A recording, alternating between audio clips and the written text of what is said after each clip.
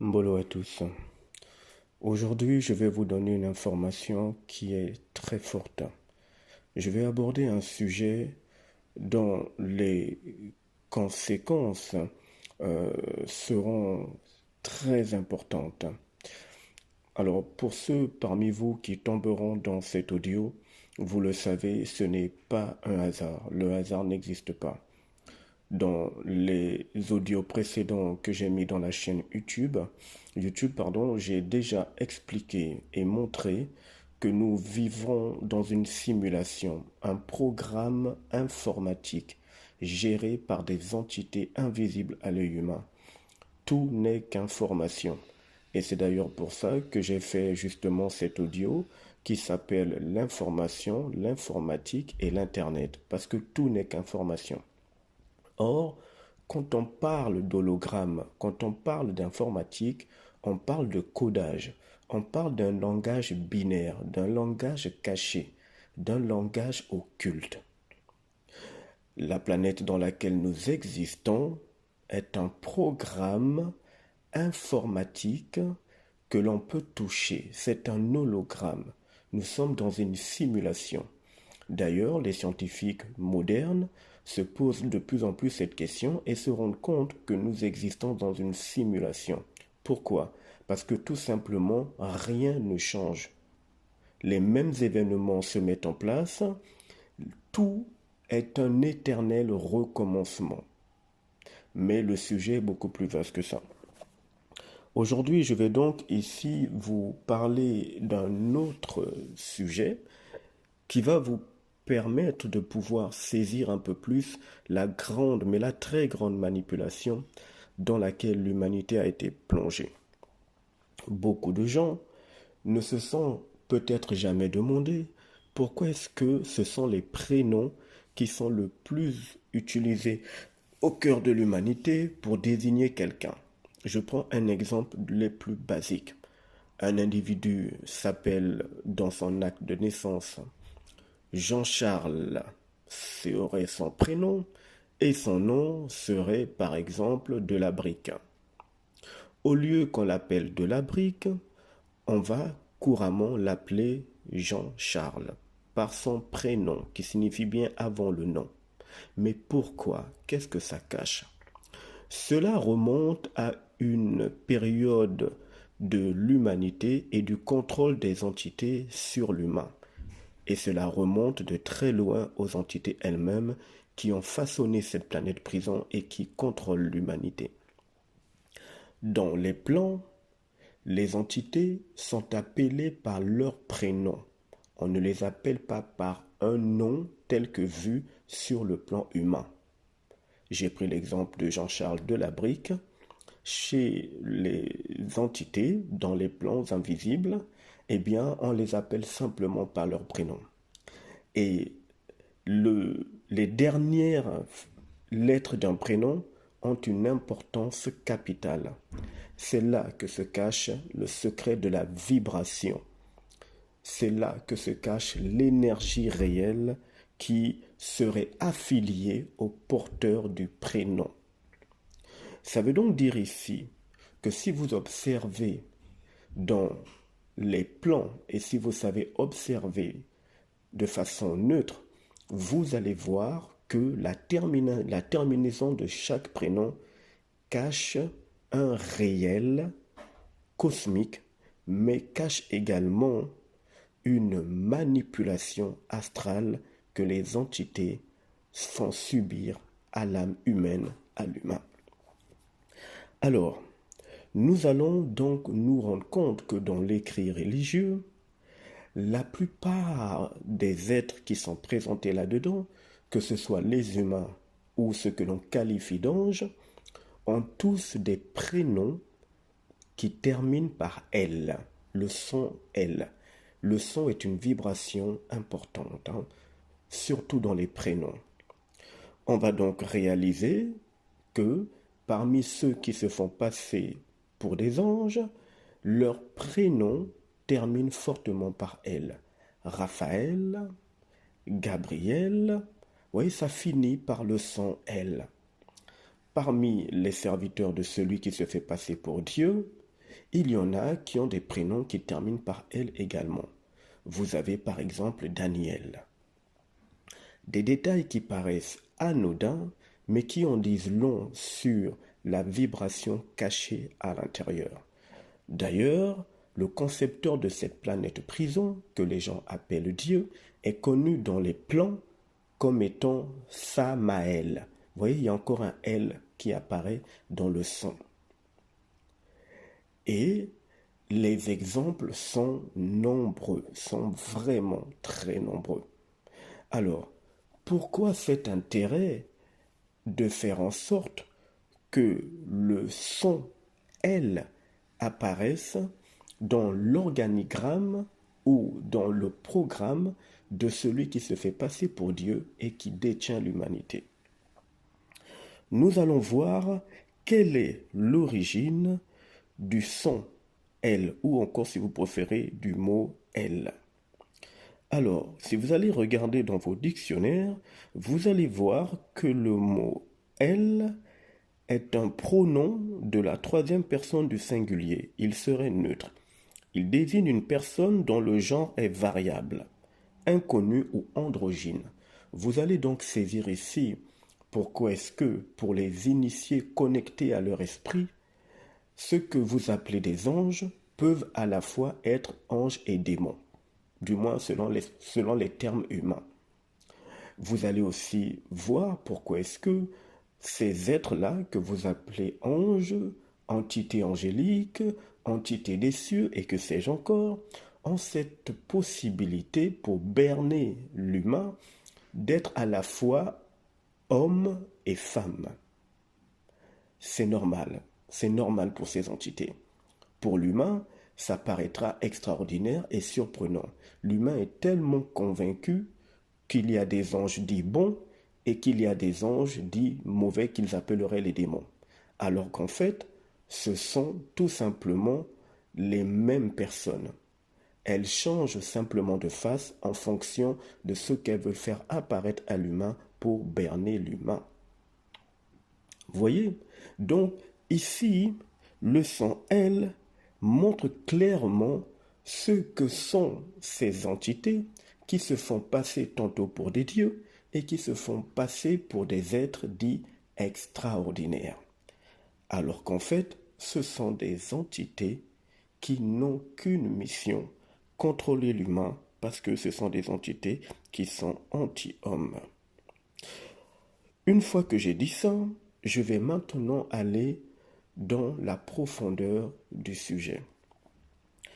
Dans l'écrit religieux, il y a un être qui est connu comme étant Jésus-Christ, qui signifierait loin de Dieu, quelqu'un qui a été loin de Dieu.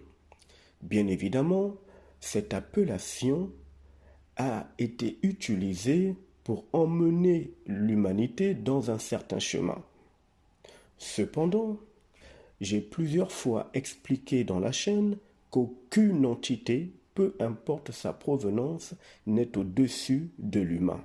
L'humain est extrêmement puissant dans son énergie âme et dans son énergie esprit. Aucune entité, appelez-la comme vous voulez, Dieu, super Dieu, ange, génie, tout ce que vous voulez comme qualificatif, aucune dans les univers, dans le plan astral également, aucune n'est plus puissante que l'humain. C'est peut-être difficile pour vous à entendre parce que l'humanité a été bercée à un autre discours, mais c'est le réel vu dans les plans universels et cosmiques. Donc Jésus-Christ est celui qui est vu et adoré par beaucoup de gens. Ensuite, les initiés se sont rendus compte que le mot Christ a en fait une réelle importance, mais dans un sens différent. Ainsi, Christ est en fait Christos. Christos est justement celui qui est venu hacker le programme informatique dans lequel nous sommes enfermés. Il est venu hacker cette simulation afin que nous ayons la possibilité de sortir d'ici après la décorporation, au lieu de subir les cycles permanents de réincarnation. Et on va donc réaliser que le nom, le prénom ou le nom Christos, parce qu'ils n'ont qu'un seul nom, ces entités en question, ces êtres puissants, et là je parle de Christos, je ne parle pas des entités astrales qui travaillent pour le démiurge, parmi lesquelles leur fameux Jésus. Je parle de Christos, qui n'a rien à voir avec Jésus-Christ. Christos est donc cet être extrêmement puissant qui a réussi à percer le chemin pour que l'humanité ait la possibilité de sortir d'ici. Il a fait ce qu'on appelle une brèche. Il a fait une ouverture. Or, tout à l'heure, je vous expliquais que les noms que portent les entités et certains humains, et tous les humains d'ailleurs, ont une signification bien réelle, surtout quand vous regardez la terminaison des noms en question. Christos, connu dans les plans cosmiques comme étant Léon Christos, était donc et est donc celui qui a réussi à percer le programme holographique densifié que l'on peut toucher, qu'on appelle la planète Terre, pour pouvoir faire en sorte qu'il y ait donc une ouverture de sortie. Et cela est confirmé par le son qu'il y a dans son nom Christos. Allons voir un peu ce que signifie Christ et Christos. Alors, l'étymologie du latin, du mot latin Christos, Christ ou Christus, donne Christos. Or, Christos serait, selon ce qui est écrit ici, une personne consacrée par une onction de Dieu. Bien évidemment, ce terme expliqué dans ce passage, dans ce lien au cœur du dictionnaire, a pour but de semer la confusion.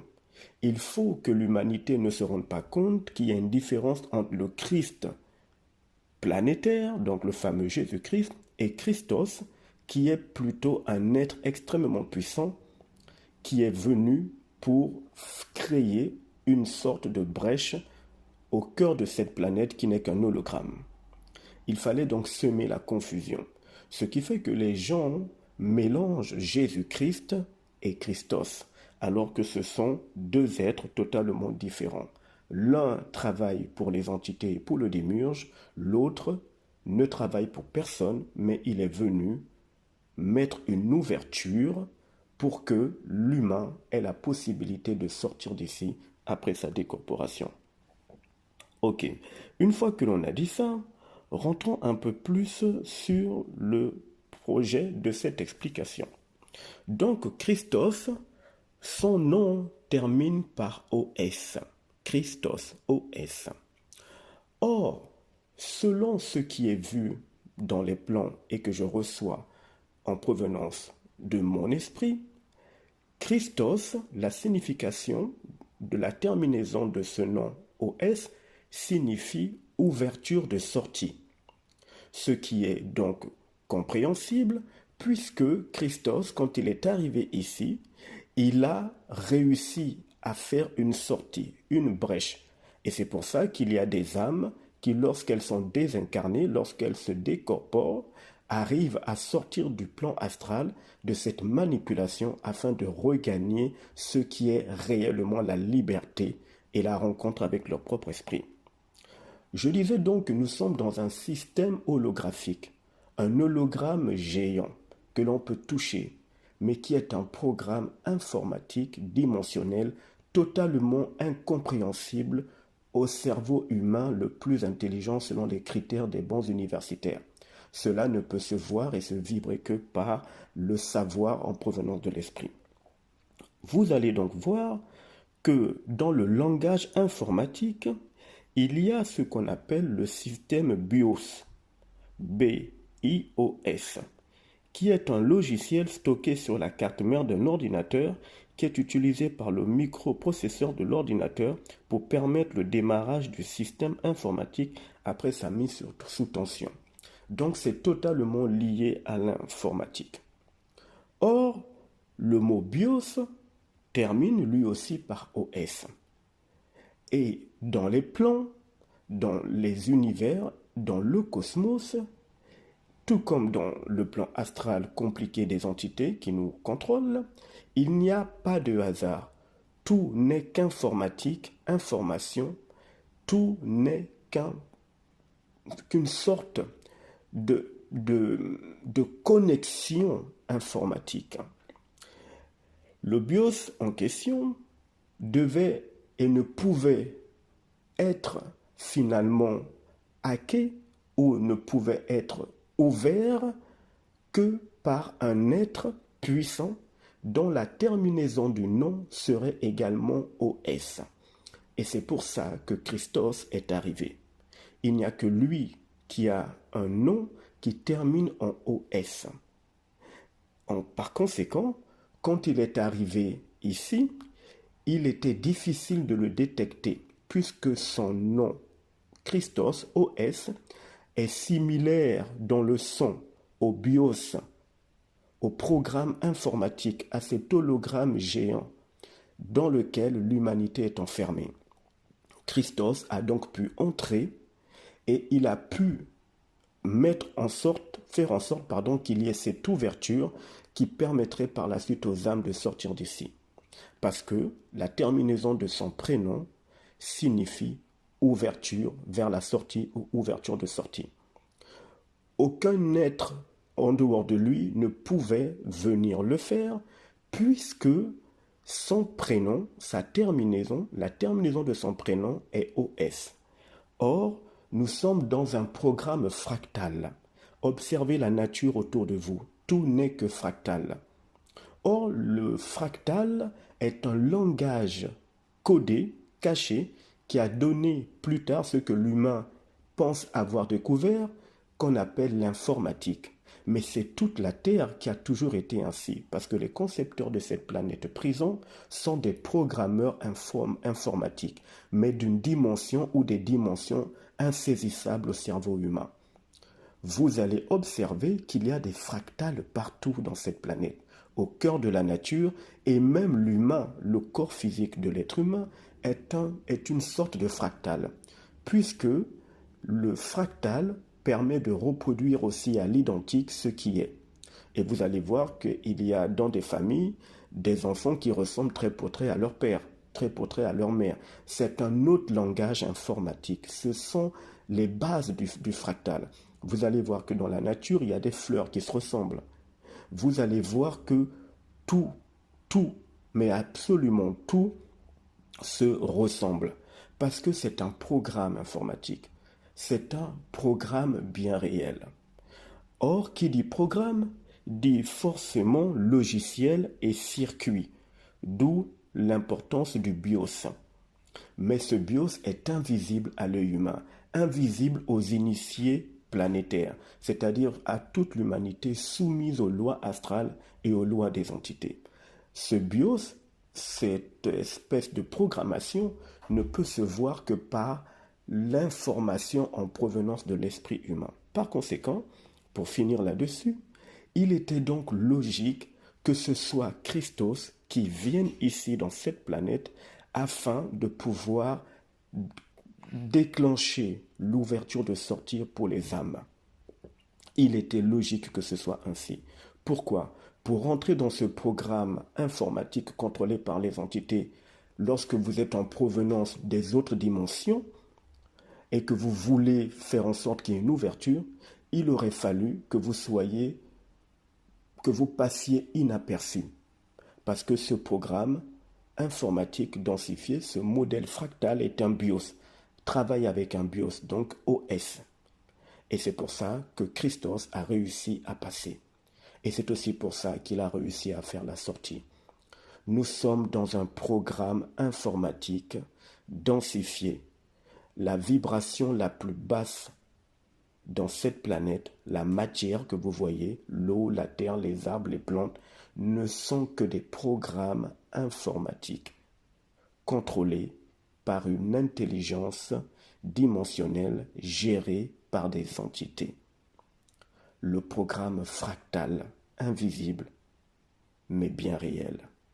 Léon Christos était le seul à pouvoir venir hacker ce programme et mettre en place l'ouverture, d'où son prénom qui finit par OS. Ouverture vers la sortie. À plus tard.